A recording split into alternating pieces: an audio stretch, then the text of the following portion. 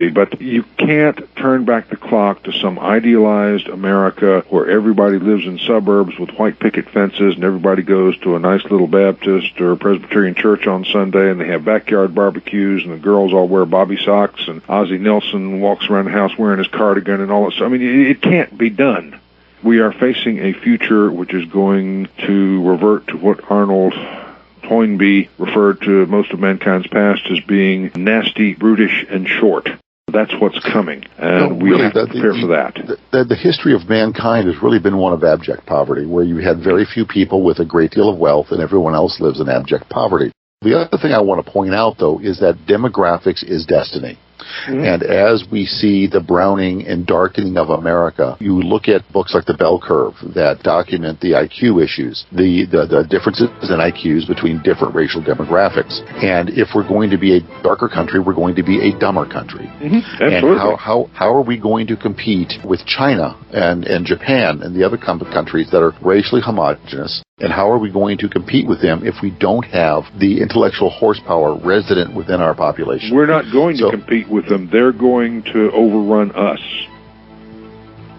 Okay, well, I hear our music sneaking in the background, and we'll be right back after this short break, and we've got callers lined up, so we'll be right back shortly.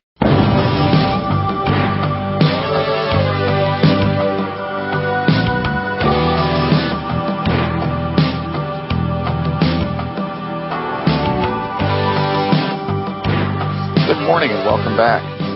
This is Mike Harris on Republic Broadcasting Network Studio B, and it's Monday, October 8th, 2012. We're on with guest author Harold Covington. And once again, let me give the dial-in number at 877-488-5350.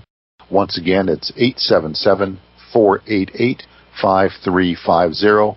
And let's go ahead and welcome Nick from Tennessee. Nick, good morning and welcome to the show, sir. Oh, thank you, Mike. Harold, I have a question for you. Well, first of all, your books are going to be my next read.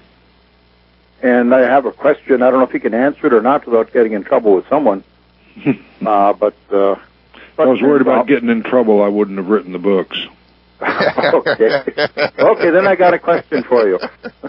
And that's regarding location, whether it be for the final settlement you're talking about or for an interim move. How would you rate Ozarks in Missouri? There's a lot of people that seem to gravitate there. A lot of people are, I know, a lot of white people are in essence retreating to the mountains. It's kind of like what the Welsh did when the Saxons came. But I've never been up in the Ozarks. I understand it's a very pretty country. And I know a lot of people are moving up in the Appalachians. A lot of people are moving into the Rockies, trying to get up into the mountainous areas where non-whites tend to be not so comfortable and therefore they don't go as much. And that's understandable. I get that. The problem is what we have to do is to create a nation of our own on this continent. We can't create what amount to enclaves. And by enclaves, I mean small or maybe even large landlocked areas that are not economically viable and not sustainable as a permanent homeland. A homeland for white people has to have certain attributes, assets. First and foremost, it needs a coastline. The enclave or homeland cannot be landlocked because that would mean that an enemy could control access. This was a large part of the problem we had in Rhodesia, where our lifeline was through South Africa, and when we kind of lost that lifeline, we had a lot of problems. But a homeland for white people also needs a large amount of space, Lebensraum, as Hitler called it.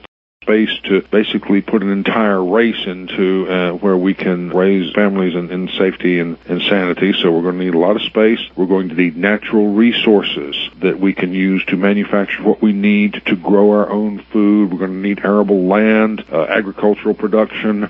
We're going to need industrial infrastructure that we can take over and use to make what we have to survive, so forth and so on. But beyond that, you have to bear in mind, the white man doesn't need just to survive. We need eventually to triumph.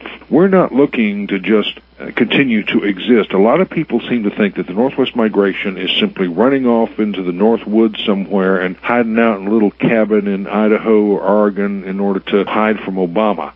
No, that's not what Northwest Migration is about. Northwest Migration is about creating a homeland for all of our people the world over. It is about creating our own nation state, our own government, our own judiciary, our own military that is all white. So we need to stop trying to escape and evade so much as we need to learn to confront.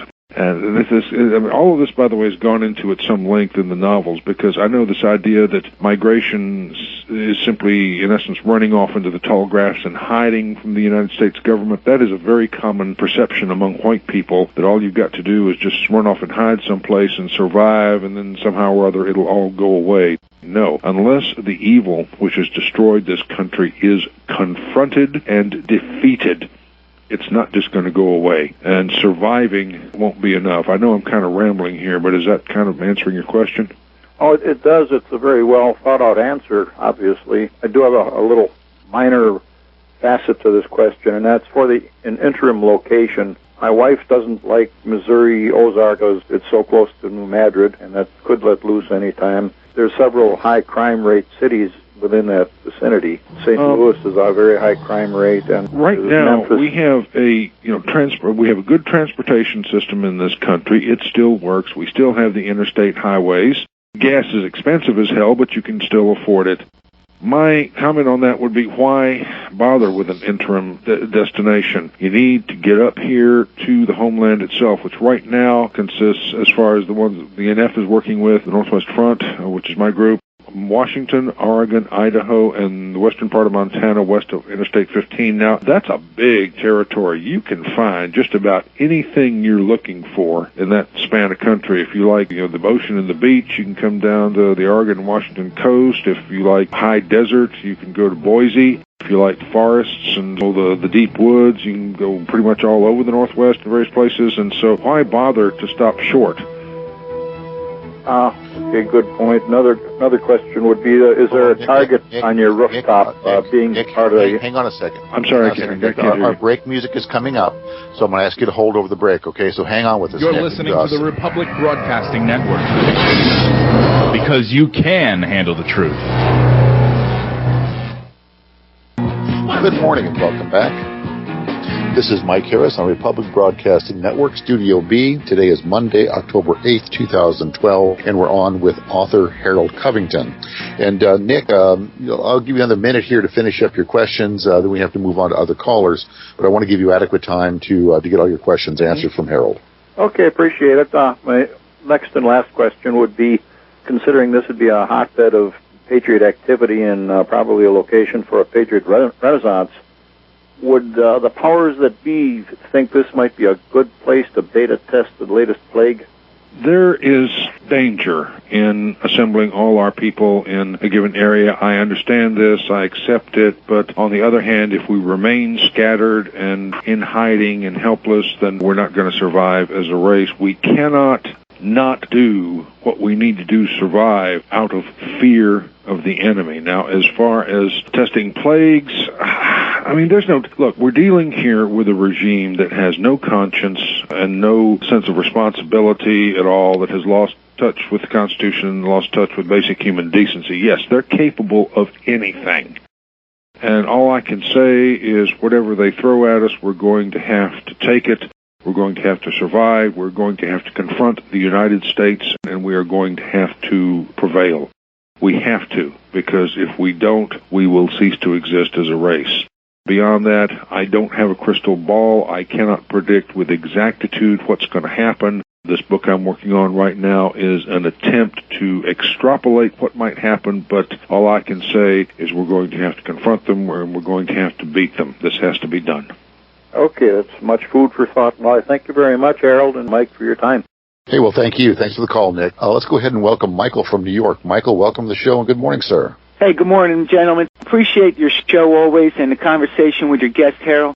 I want to just present a different scenario, gentlemen. The United States is even much bigger than the people occupying it right now, whether they're Caucasians, blacks, Mexicans, whatever. This is a country founded by God for His New World Order, and it's going through a major test. And not only the blacks, which are failing the test, and these Mexicans and stuff, but the Americans themselves, who lost sight of their own history, their own culture, allowed everything to get to where it is today.